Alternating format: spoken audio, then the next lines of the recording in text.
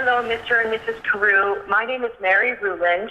We're pretty sure that my son Conrad donated his heart and left kidney to Mr. Carew, and I just wanted to reach out, and my family wants to reach out. We feel like you're now a part of our family. And just wanted to touch base and talk to you guys.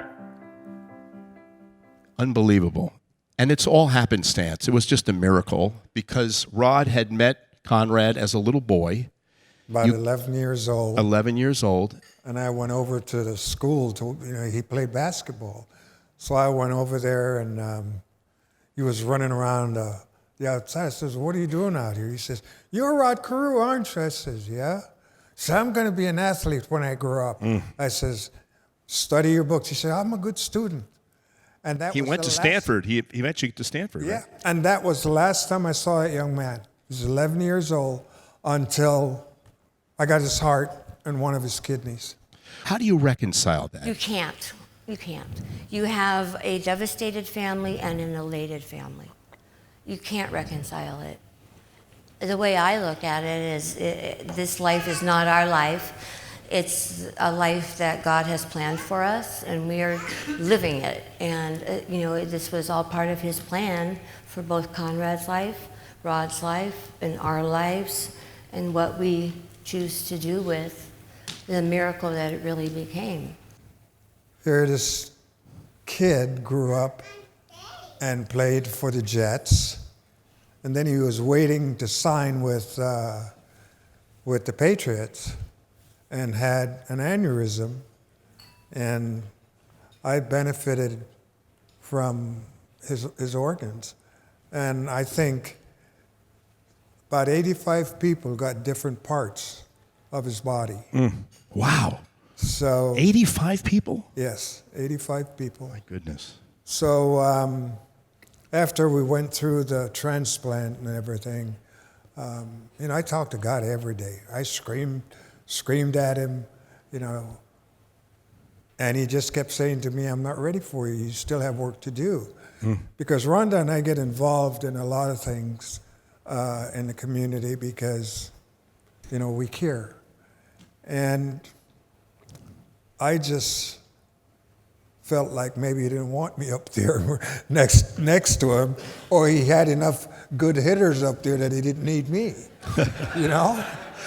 We have a video clip we want to show. We showed it earlier in the piece, and Rhonda, you can comment on it too. This is the meeting that you had with the families, when you had your first reunion, if you will. Welcome. It's good to see you. They didn't know what their emotions would be. Right. And we didn't know what to expect from them.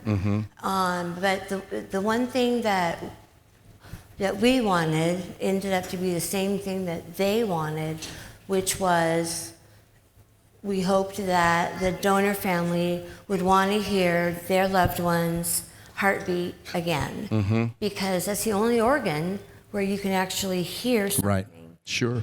And they were hoping that the recipient's family would want to meet them with the ultimate hope that they could hear their son's heart beating again in someone else's chest. Rod, what was it like to hear Conrad's heart with the stethoscope on your chest, to hear that young man's heart beating inside of you? What was the emotion like? Well, I was looking at his mom, when I was holding her in my arms, I was looking at her and I could see the tears coming down, but I could see kind of a half smile that says, my little boy's still here. And, and I almost lost it, but I kind of held on,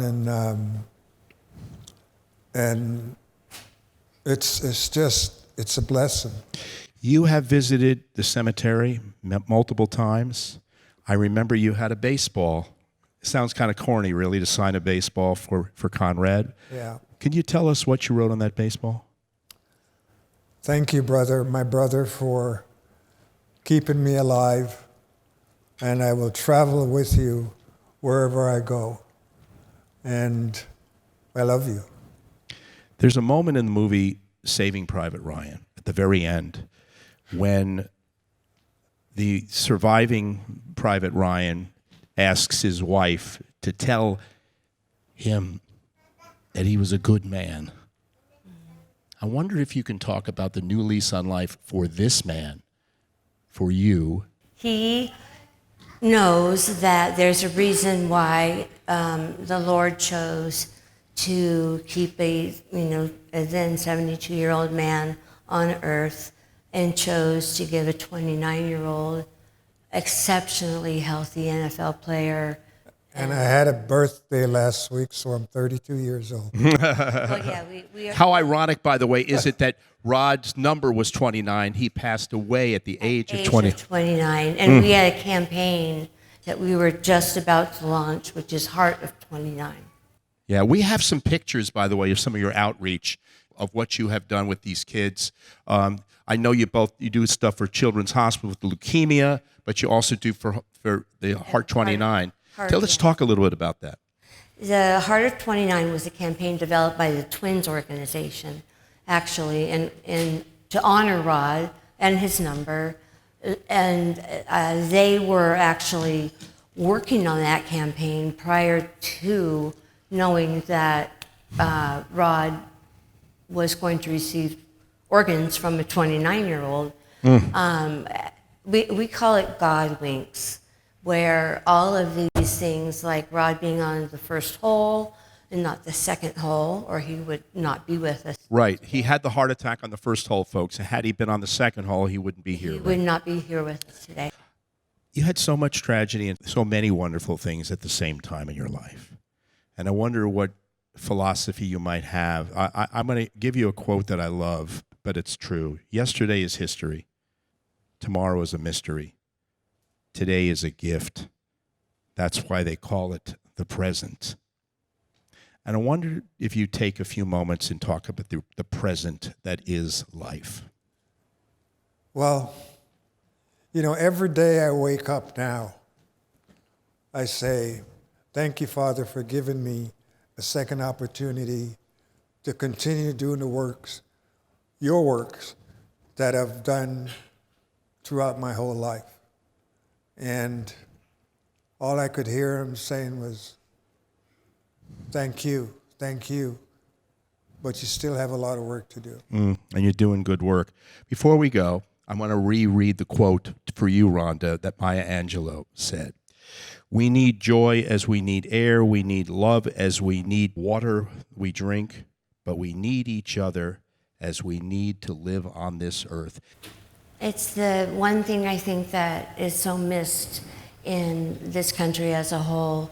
The divisiveness that we see and feel on a daily basis now is losing sight of people and the gifts that people not only have or have been given by God and use those talents to help other people, but the fact that they do it and that they share it. And there are so many great, good, wonderful people out there that aren't considered in the whole of the world we have today. And the divisiveness is the focus instead of the good. One word, and I want you to reflect, Rod, in the last few moments. It's been a remarkable interview, and we thank you for taking the time. And that word is, summarize what it is. The word is life.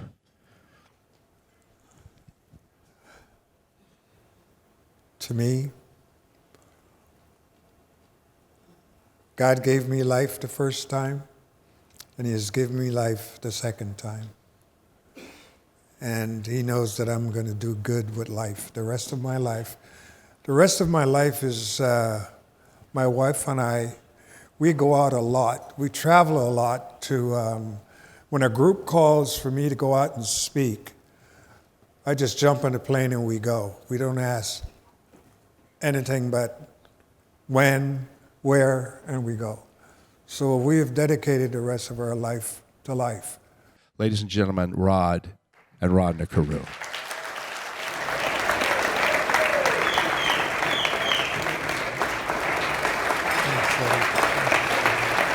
Thank you. Thank you.